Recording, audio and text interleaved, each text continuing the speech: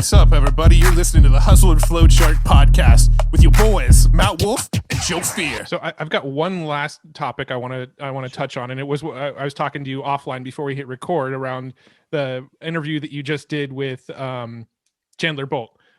So on that interview, I think he said you said you'd sold 20,000 books of a $37 20,000 copies of a $37 book without using Amazon. And I think before we started talking now, you said it's closer to 25,000 now. I want to talk about that. Like, maybe can you give us like a quick overview of like what that sort of selling system looks like? Yeah, sure. Yeah. And of course, soft pitch the book, 7-figure marketing copy, Google it, something like that.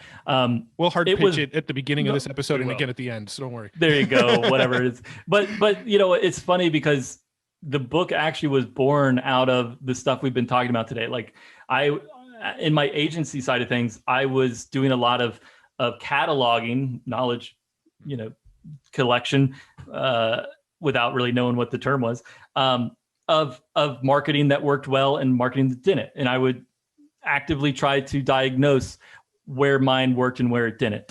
And that I built these, standard operating procedures, SOPs in my business. So at a certain point, and I'll just be 100% honest, one day I was sitting around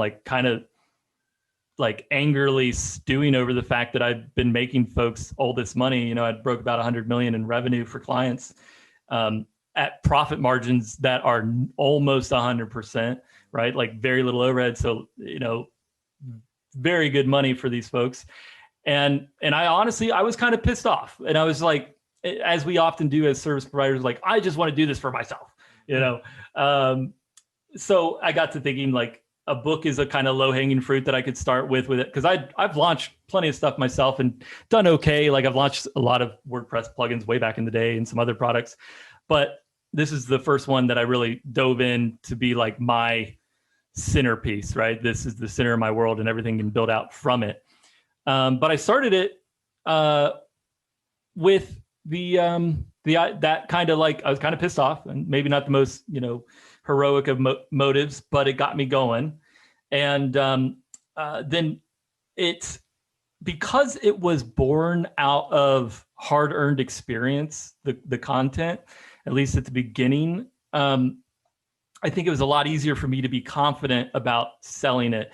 A lot of times because, as an entrepreneur, it's so much easier for me to write copy for other people. Mm-hmm. It's a lot less painful, but when your ego is involved, and that's half the pain. And now I have a healthy respect for folks like Sam and Ty, who the big challenge they have is getting out of their own way. Mm-hmm. Right. So long story short, like, I put this book together and I sold it in kind of a unique way. I sold it as what I called a live book. Mm-hmm. It just really is unfinished, and I wanted to sell it so that I could get paid to keep writing it. Which I love that angle. It's freaking brilliant, because I think we bought it. Yeah, thank you. 2 years ago now. Yes. So I'm like forcing now I'm like putting whatever. I'm putting my foot down. Like, I'm going to actually finish this thing, because I want to sell the physical copy.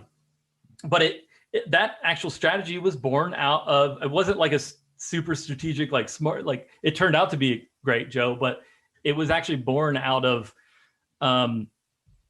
my fear and propensity to be a perfectionist. Mm-hmm.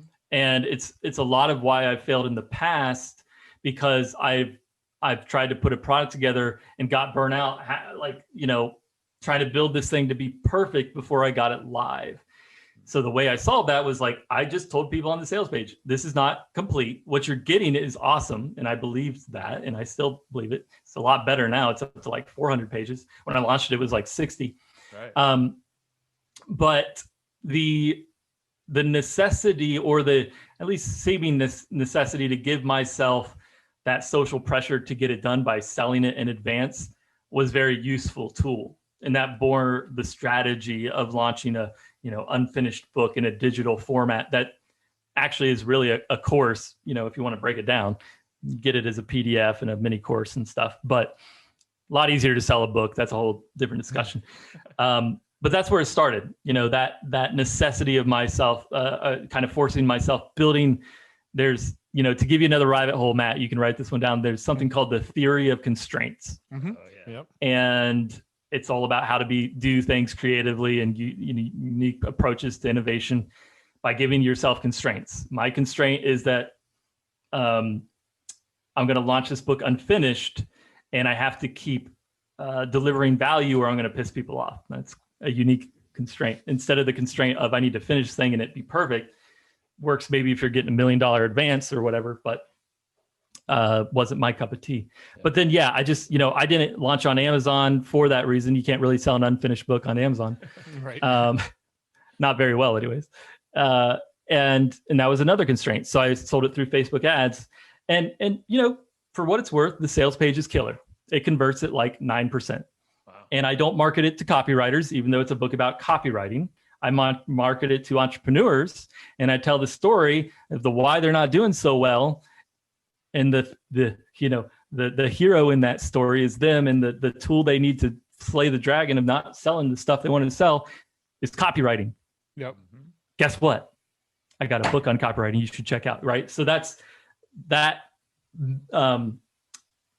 strategy of selling up a level. I could make a sales page for copywriters. Not that many copywriters out there. There's 500,000 new businesses started in the United States every single month, probably more now after the pandemic. I want to target that. I want to go broader. But to do that, I need to compel them. I need to persuade them. I need to teach them why copywriting is so freaking important. That's why that sales page is 2,500 pages.